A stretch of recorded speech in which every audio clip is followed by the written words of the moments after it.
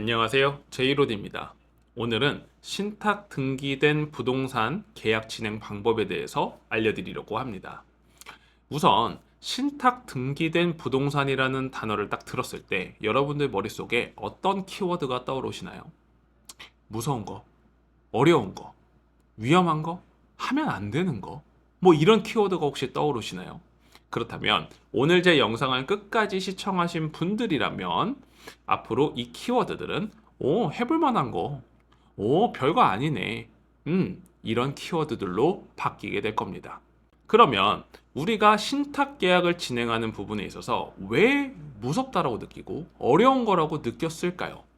그 이유는 바로 신탁 계약을 잘못 진행하게 되면은 계약이 무효가 될 수도 있습니다. 계약이 무효가 된다라는 것은 임차인이 보증금을 보호받지 못한다라는 거죠.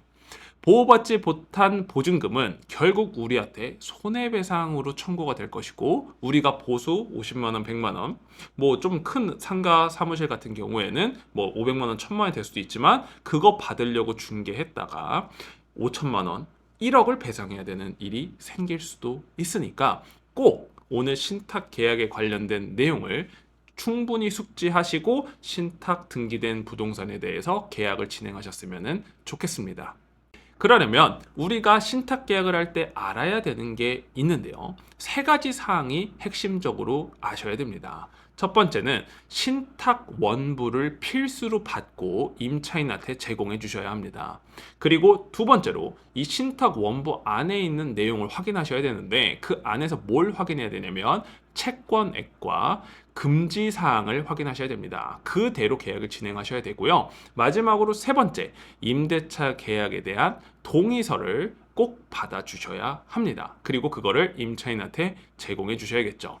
이렇게 세 가지가 핵심인데 이게 지금 무슨 말인지 잘 모르시겠죠. 그래서 제가 지금부터 설명을 한번 해보도록 하겠습니다.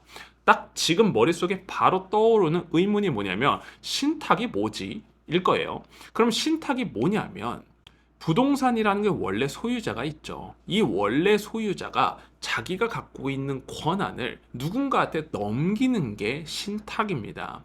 보통은 이 부동산 소유자를 우리는 위탁자다라고 얘기를 하고, 권한을 받은 사람을 우리는 수탁자다라고 얘기를 합니다. 그러면 무슨 권한을 넘기는 걸까요? 부동산의 권한은 세 가지가 있습니다. 내가 부동산을 소유하고 있다고 한다면 세 가지 권한을 가지게 되는데요. 사용권, 수익권, 그리고 처분권을 가지고 있게 돼요. 이 권한을 부동산 원래 소유하고 있던 이 위탁자가 자기가 이 권한을 행사하지 않고 수탁자한테 그 권한을 넘기는 겁니다. 그러면 이 수탁자가 앞으로는 모든 계약이나 이 부분에서 관할할 수가 있겠죠. 그러면 이 권한을 얘가 갖고 있으면 되지. 원래 주인이 갖고 있으면 되지. 왜 수탁자한테 넘기는 거예요? 라고 물어볼 수 있죠.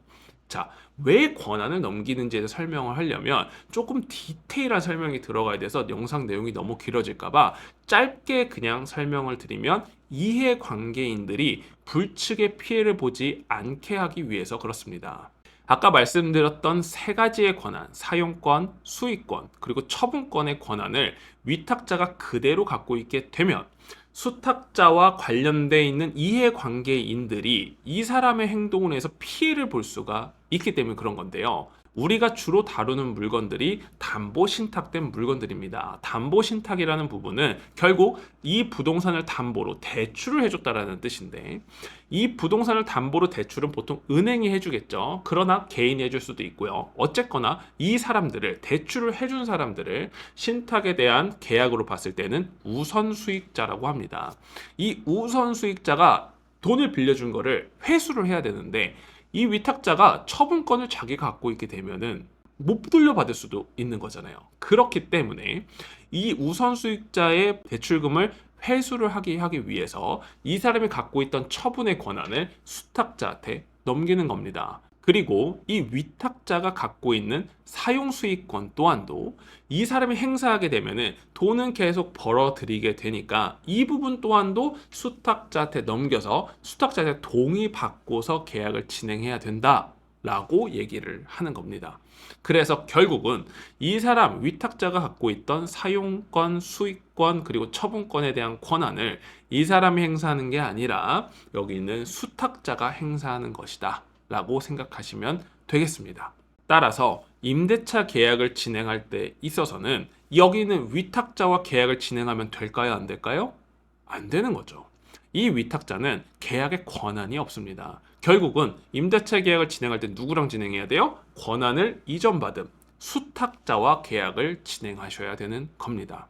그러면 이 권한이 어떻게 위임되었는지 이 사항을 확인할 수 있는 서류가 바로 신탁 원부인 거예요. 그래서 제가 아까 무조건 신탁 원부를 발급받아야 된다라고 얘기를 했고, 이 신탁 원부를 임차인한테 제공해 줘야 된다 했는 이유가 바로 이겁니다. 그러면 이 신탁 원부는 어떻게 발급받을까요? 일반적으로 우리가 인터넷 등기소에서 떼는 거랑은 좀 다릅니다.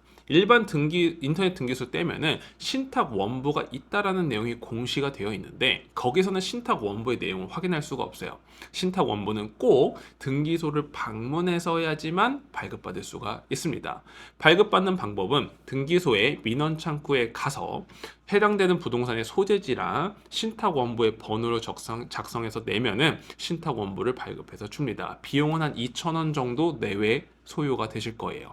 그렇게 받은 신탁 원부의 내용을 보고서 거기에 있던 채권액과 금지 사항을 확인해서 그 내용대로 임대차 계약을 진행하시면 되는데요. 채권액을 확인하는 이유는 해당되는 부동산에 우리가 근저당권 얼마 있는지 확인하는 것처럼 해당되는 부동산의 신탁상 우선수익자가 얼마만큼 대출을 해줬는지를 확인하는 거예요. 건물의 가격이 100억인데 대출이 100억이에요. 그러면 이 계약 진행하면은 안 되겠죠. 그렇죠. 그렇기 때문에 얼마의 채권을 갖고 있는지를 확인하기 위해서 채권액을 확인하는 것이고, 두 번째는 금지 사항인데, 우리는 보통 임대차 계약을 진행할 거잖아요. 그럼 임대차 계약을 진행하는 데 있어서 누가 권한을 갖고 있는지, 어떤 걸 금지하고 있는지를 확인하는 건데, 10중 8구 담보 신탁된 부동산들은 이런 조항이 들어가 있을 겁니다. 신탁회사에 동의가 없는 임대차 계약을 금지한다라는 조항이 대부분 들어가 있을 거예요. 따라서 이걸 다르게 설명하면 신탁회사에 동의가 있는 임대차 계약은 괜찮다라는 뜻이기도 하죠. 그래서 우리는 신탁회사로부터 동의서를 꼭 받아와야 되는 겁니다. 이 동의서가 있어야 이 계약의 효력이 있고, 만약에 동의서를 못 받아오면 위탁자와 쓴 계약서는 계약의 효력이 없다. 왜? 이 사람은 권한이 없으니까. 권한은 누구한테 있어요? 신탁회사한테 있으니까요. 이해가 되셨죠? 그러면 이 동의서는 어떻게 받을 수 있습니까? 라고 물어보는데요. 신탁회사에 전화해서 얘기하시면 됩니다. 해당되는 신탁회사에 전화해가지고 저 여기 임대차 계약 진행하려는 부동산인데요. 그 담당자 좀 바꿔주세요. 이러면은 굉장히 오랜 시간이 걸립니다. 걔네가 규모가 작지가 않으니까요.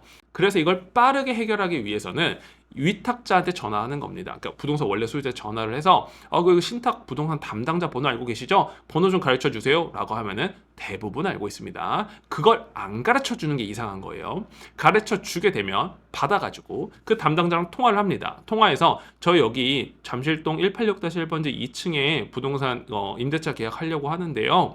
요거 동의서 받으려면은 어떤 서류 보내드려야 될까요? 라고 얘기하면은 그쪽에서 3가지 서류를 보내달라고 얘기를 할 겁니다. 첫 번째는 임대차 계약서에 사본 보내달라고 하고요. 두 번째는 위탁자가 이 임대차 계약 할 거라는 거에 대한 동의 요청서를 보내달라고 할 거고, 세 번째로 임차인한테 이 계약을 한 게 맞는지에 대한 확인서를 작성해서 달라고 할 거예요. 이렇게 3가지 서류를 준비해서 보내주면 빠르면 한 이틀 3일 안에, 늦으면 2주 정도 뒤에 동의서를 저희한테 보내주게 됩니다. 이 동의서를 임차인한테 제공해주고 계약을 진행하면 되는 거예요.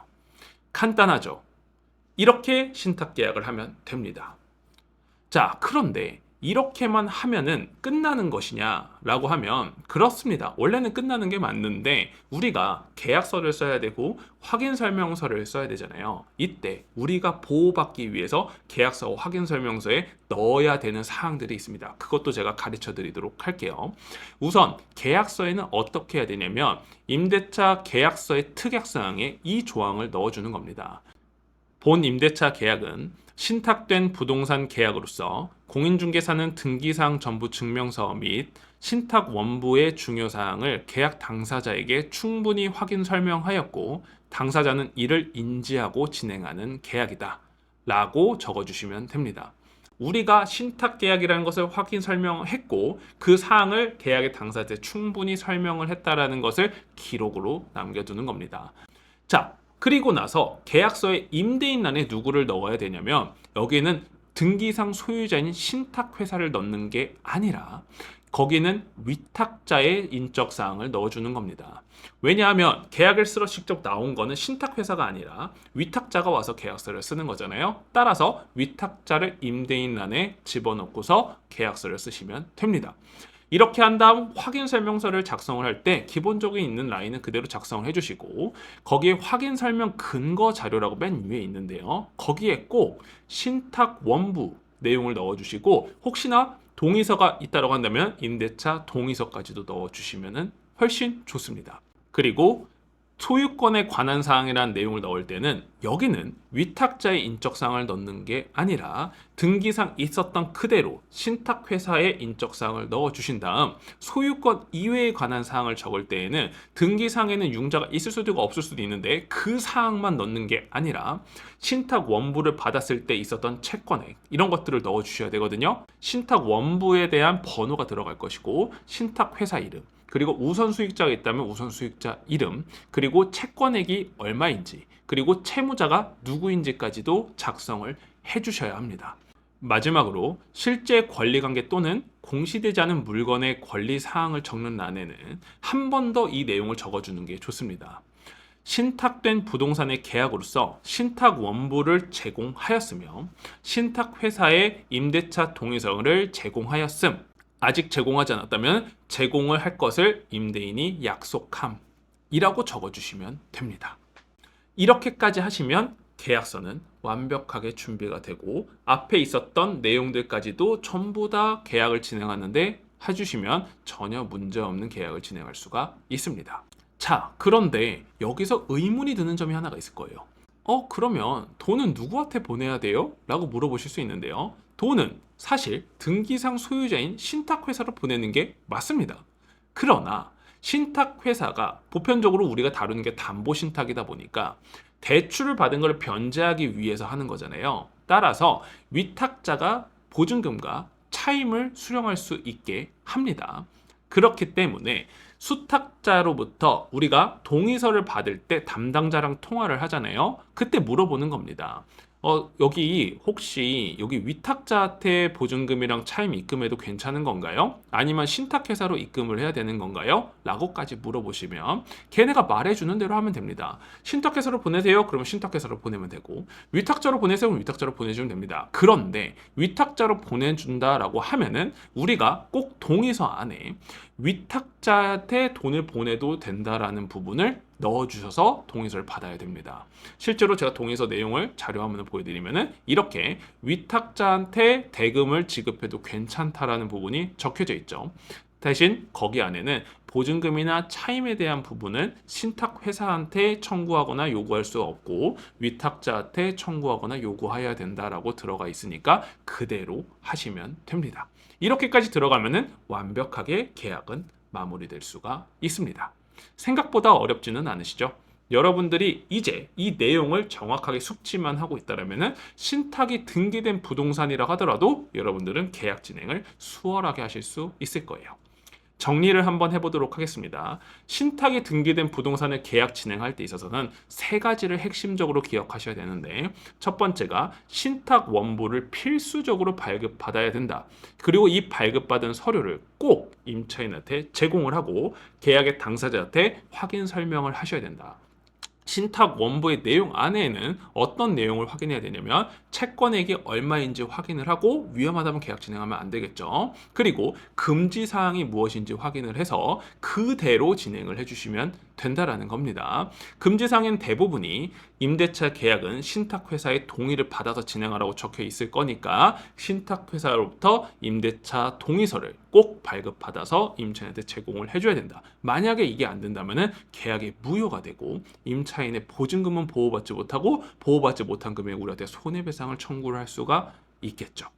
자, 여기까지 오늘 내용을 다 설명해 드렸습니다. 이제 여러분들 머릿속에 신탁 등기된 부동산이라고 한다면 어떤 키워드가 떠오르시나요? 별거 아니네. 해볼 수 있을 것 같은데? 왜 이걸 이제 알았지? 이런 키워드가 떠오르시나요? 그렇다면 오늘 제 영상은 성공한 것 같습니다. 만약에 혹시 아직까지도 무섭다, 어렵다, 이해가 안 된다 라고 하시는 분들은 앞으로 영상 다시 돌리셔서 다시 한번 보시면은 이해할 수 있을 거니까 다시 한번 영상 보시면은 될 것 같습니다. 오늘 영상 내용은 여기서 마무리하도록 하겠습니다. 내용이 좋았다거나 도움이 되셨던 분들은 좋아요, 구독, 댓글까지 많이 부탁드리고요. 영상 봐주셔서 감사합니다. 행복한 하루 보내세요.